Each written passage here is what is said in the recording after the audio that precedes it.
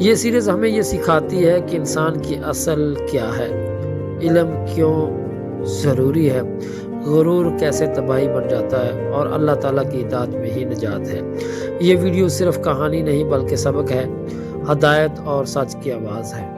اگر آپ اسلامی اصلاحی اور ایمان بڑھانے والے مواد پسند کرتے ہیں تو چینل کو ضرور سبسکرائب کریں اور ویڈیو کو دوسروں تک ضرور پہنچائیں۔ آئیے چلتے ہیں سیریز کے دوسرے حصے کی جانب۔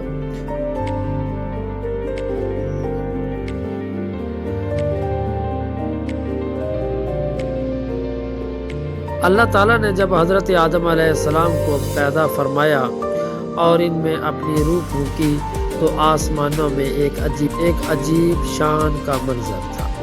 یہ کوئی عام لمحہ نہیں تھا، یہ انسان کی عزت اور فضیلت کا اعلان تھا۔ پھر اللہ تعالیٰ نے تمام فرشتوں کو حکم دیا کہ آدم کو سجدہ کرو۔ یہ سجدہ عبادت کا نہیں بلکہ احترام اور حکم الہی کی تعمیل کا سجدہ تھا۔ تمام فرشتے فوراً جھک گئے، کسی نے سوال نہ کیا، کسی نے تاخیر نہ کی، کیونکہ فرشتوں کی پہچان ہی اطاعت ہے۔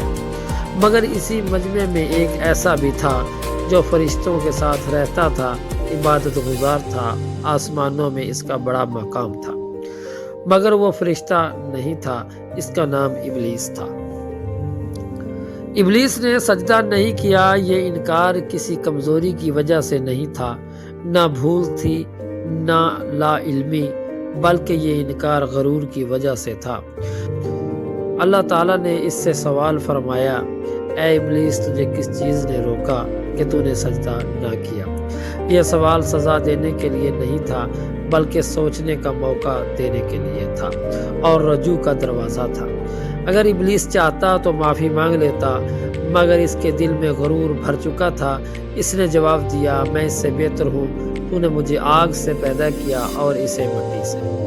یہ پہلا موقع تھا جب کسی نے اللہ کے حکم کے مقابلے میں اپنی عقل اور نسب کو دلیل بنایا تھا۔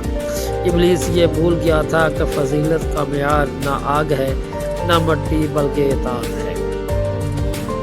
آگ کا غرور عبادت کے سالوں کو جلا کر راکھ کر گیا۔ اللہ تعالیٰ نے فرمایا کہ تو نے تکبر کیا، حالانکہ تکبر صرف اللہ کی شان ہے۔ پھر حکم ہوا کہ تو یہاں سے نکل جا، اب تو مردود ہے اور قیامت تک تجھ پر لعنت رہے گی۔ یہ سزا سن کر بھی ابلیس نے توبہ نہ کی، اس کے اندر ندامت پیدا نہ ہوئی بلکہ ضد اور بڑھ گئی۔ اس نے اللہ سے مہلت مانگی کہ اللہ تعالیٰ نے اپنی حکمت کے تحت اسے قیامت تک کی مہلت دے دی، مگر ابلیس نے اس مہلت کو اصلاح کے لیے نہیں بلکہ دشمنی کے لیے مانگا۔ اس نے کہا، میں تیری سیدھی راہ پر بیٹھوں گا، میں انسانوں کو بہکاؤں گا، میں اسے گمراہ کروں گا، اگر آگے سے، پیچھے سے، دائیں سے اور بائیں سے۔ یہی سے انسان اور شیطان کی دشمنی کا آغاز ہوا۔ ابلیس نے اعلان کیا کہ وہ انسان کو سجدہ نہ کرنے کا بدلہ انسان کو جہنم کی طرف لے جا کر لے گا، مگر اللہ تعالیٰ نے ایک بات واضح فرما دی کہ میرے سچے بندوں پر تیرا کوئی زور نہیں چلے گا۔ یہ وعدہ آج بھی قائم ہے۔ شیطان صرف وسوسے ڈالتا ہے، فیصلہ انسان خود کرتا ہے۔ یہ واقعہ ہمیں ایک بہت بڑا سبق دیتا ہے کہ عبادت کتنی ہی زیادہ کیوں نہ ہو، اگر دل میں غرور آ جائے تو سب کچھ برباد ہو جاتا ہے۔ ابلیس عالم بھی تھا، عابد بھی، مگر عاجزی نہ تھی۔ آدم علیہ السلام سے ایک لغزش ہوئی گئی، مگر وہ توبہ کریں گے اور اللہ انہیں معاف فرما دے گا۔ فرق گناہ کا نہیں، فرق توبہ اور غرور کا ہے۔